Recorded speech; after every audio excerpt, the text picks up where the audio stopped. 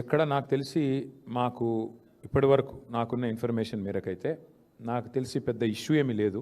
పార్టీలు వస్తుంటాయి పోతుంటాయి, అది పెద్ద ఇష్యూ కాదు. చాలా పార్టీలు వచ్చినాయి, చాలా పార్టీలు పోయినాయి. 25 ఏళ్ళు పూర్తి చేసుకున్న పార్టీ మేము. కాబట్టి మేము ఫోకస్ చేసేది ఈ దేశంలో 25 ఏళ్ళు పూర్తి చేసుకున్న పార్టీలు వేళ్ల మీద లెక్క దగ్గబెట్టే సంఖ్యలో ఉంటాయి. నాకు తెలిసి మన రాష్ట్రంలో అయితే ఒక టీడీపీ, తర్వాత టీఆర్ఎస్ఏ, ఇంకే వేరే పార్టీలు ఏం లేవు. ఇప్పుడున్న బీఆర్ఎస్, అప్పుడు టీఆర్ఎస్గా పుట్టింది, ఇప్పుడు బీఆర్ఎస్. కాబట్టి పెద్ద పట్టించుకోదగ్గ విషయం ఏం కాదు. తేజస్వి సూర్య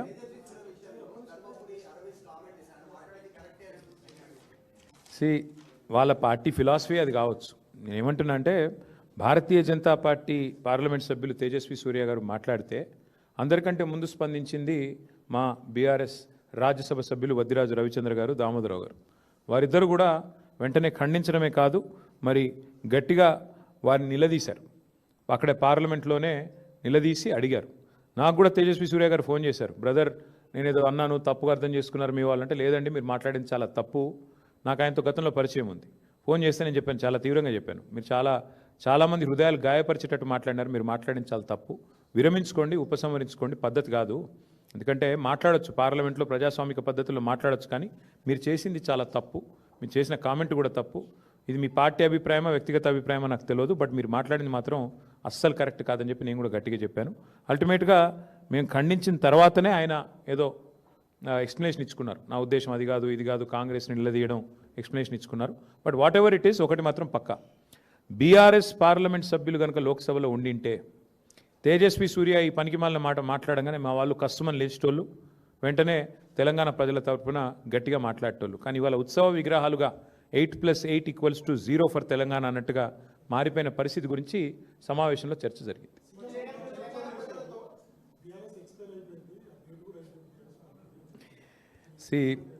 చీఫ్ మినిస్టర్ గారికి నా రిక్వెస్టు, మీరు చీఫ్ మినిస్టర్, చీప్ మాటలు మాట్లాడటం బాగుండదు. ఎందుకంటే మీరు ఒక చీఫ్ మినిస్టర్గా మాట్లాడితే, ఏదైనా విధానపరమైన విషయం మీద మాట్లాడితే ప్రధాన ప్రతిపక్షంగా మేము స్పందిస్తాం, మాట్లాడతాం, మీకు జవాబిస్తాం. మీకు విషయం మాట్లాడే తెలివి లేదు. ఎంతసేపు విషయం జిమ్మడం, పర్సనల్గా దూషణలు, పర్సనల్గా గలీజ్ మాటలు తప్ప రేవంత్ రెడ్డి గారికి ఇంకోటి రాదు. వారిని నేను అడిగేది ఏమంటే ఒకటి, ఇవాళ వాస్తవం ఏమంటే ఎక్స్పైరీ అయిపోయిందని మాట్లాడుతున్నాడు ఆయన. కాంగ్రెస్ పార్టీ చెతికిలబడి ఇప్పటికీ ఎన్నేళ్ళు అయిందండి? 12 ఏళ్ళ 13 ఏళ్ళ? అప్పటి నుంచి ఇప్పటివరకు లేవలేకపోతున్నది. ముందు వాళ్ళ స్థాయి, వాళ్ళ పరిస్థితి చూసుకోమనండి. వాళ్ళ జాతీయ పార్టీ అని చెప్పుకుంటారు, ఒక ప్రాంతీయ పార్టీ స్థాయికి పడిపోయింది. వాళ్ళ సంగతి చూసుకోమని రాదు. మా గురించి ఆయనకెందుకు? మా పార్టీ ఏందో, మా పార్టీ ప్రస్థానం ఏందో, మా పార్టీ ఏం చేసిందో, మా పార్టీ ఎట్లా ప్రజా పోరాటాలు చేసి ఓ రాష్ట్రాన్ని ఢిల్లీ మెడలు వంచి సాధించిందో, వాళ్ళ జాతీయ నాయకత్వాన్ని అడిగితే ఢిల్లీని ఎట్లా గడగడలాడించిందో వాళ్ళ జాతీయ నాయకత్వాన్ని అడిగితే వాళ్ళు చెప్తారు. ఈయనకేం తెలుసు అప్పుడు ఎక్కడున్నాడు అడిగినప్పుడు? కాబట్టి నేను అనేది ఏమంటే చీఫ్ మినిస్టర్ గారు చీప్ మాటలు మాట్లాడకపోతే మంచిది. ఇవాళ మాకొక శుభదినం, మా పార్టీ 25 వసంతాలు పూర్తి చేసుకున్న సందర్భంగా నాకు ఆయన లాంటి వాళ్ళ గురించి మాట్లాడాల్సిన అవసరం కానీ అగత్యం కానీ నాకు లేదు.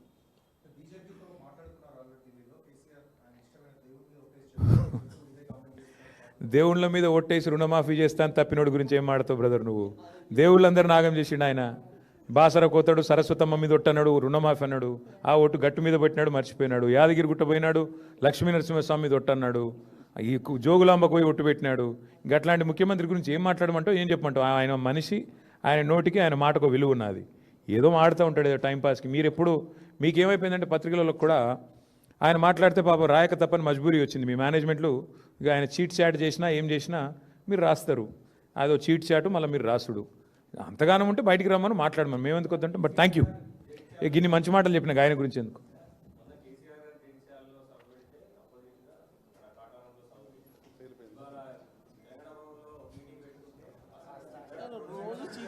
ఏం చెప్పమంటావు? ఏం లేదంటే ఆయన ఐడెంటిటీ క్రైసిస్. ఆయనను ఏమవుతుందంటే పాపం ఆయన ఎక్కడ పోయినా ఎవడు ముఖ్యమంత్రికి గుర్తుపడతలేడు. ప్రాబ్లం ఏమొస్తుందంటే ఆయనకు కేసీఆర్ ఒక్కసారి ఆయన పేరు తీసుకుంటాడేమో అని దేవులాడుతుండు. కేసీఆర్ గారేమో ఆయన పేరు తీసుకోవట్లేదు. ఆయన బాధ వర్ణనాతీతంగా ఉంది. ఏం చెప్పాలి? అందుకే నేను అనేది ఏమంటే రేవంత్ రెడ్డి గారు మిమ్మల్ని యాంకర్లు గుర్తించట్లేదు, యాక్టర్లు గుర్తించట్లేదు, ప్రజలు గుర్తించట్లేదు, ప్రతిపక్ష నాయకుడు కూడా మిమ్మల్ని గుర్తించట్లేదు. అది మీ ఐడెంటిటీ క్రైసిస్కి సంబంధించిన సమస్య. మేమేం చేయగలం దానికి? మీరు కావాలంటే ముఖ్యమంత్రి పరిచయ కార్యక్రమం అని చెప్పి బ్యానర్ కట్టుకొని ఊరికి తిరగండి, మేము ఎందుకు వద్దంటాం? ఆయన ఐడెంటిటీ క్రైసిస్, మాకు పని లేదు. Thank you.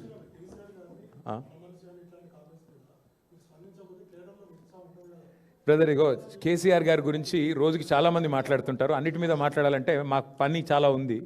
చాలామంది చాలా మాట్లాడుతుంటారు, అన్ని పట్టించుకోవాల్సిన అవసరం లేదు. Thank you.